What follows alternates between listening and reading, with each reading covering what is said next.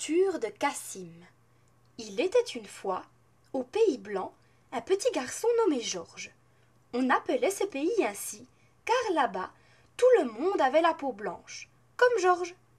Ce garçon vivait dans une belle et grande maison, faite de briques et chauffée, car l'hiver là-bas était rude, et certains jours le paysage était recouvert d'un manteau blanc.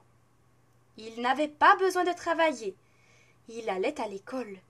Il étudiait la lecture et l'écriture.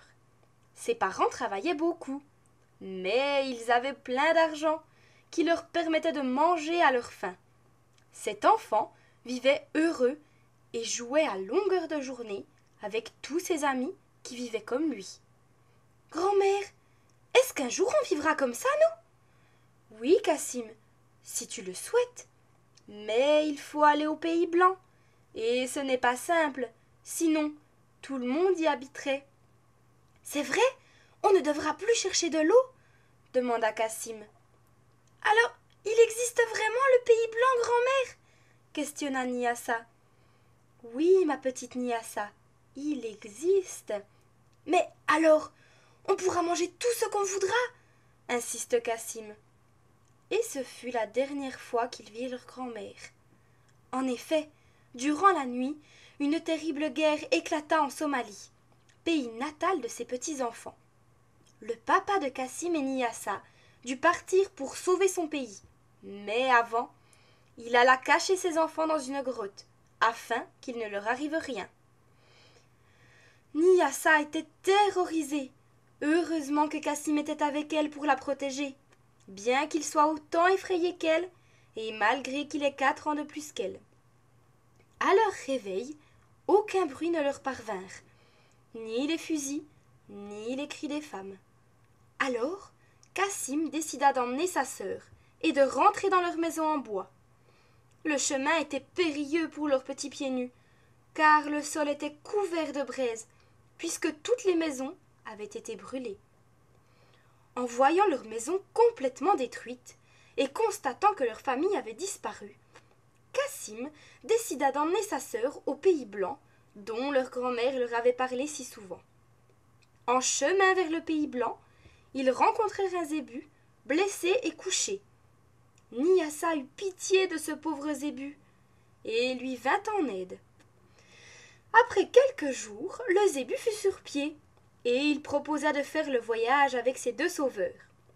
Nyassa accepta et l'appela Bélusin.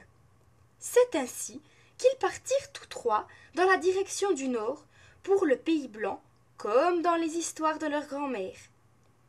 Ce fut un long et pénible voyage à travers une étendue désertique. Bélusin leur tenait chaud la nuit et les portait quand ils étaient fatigués.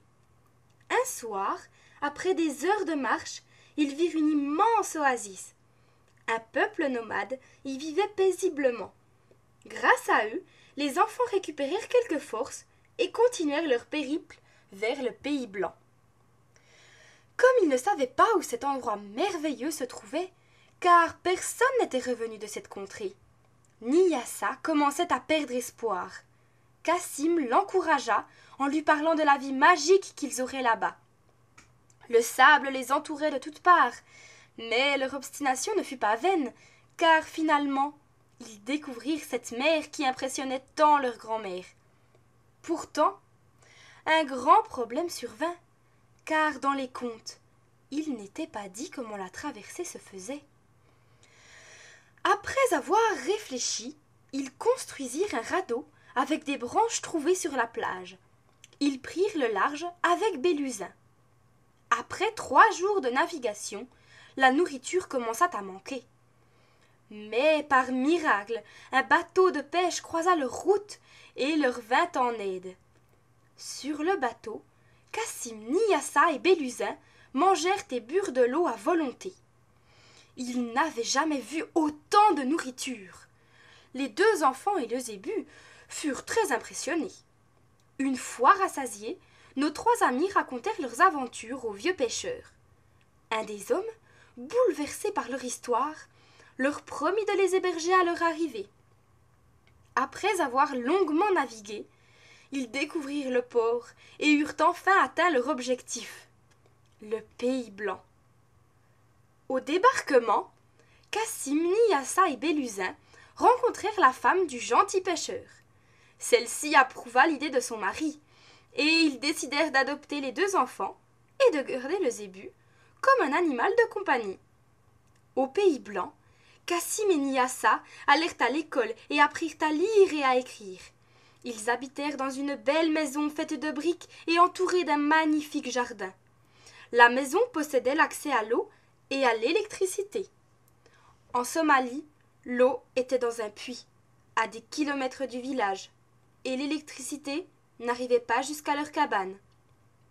Ici, la vie était vraiment plus facile, et les 2 enfants ne devaient plus travailler pour vivre, mais ils pouvaient jouer avec des amis.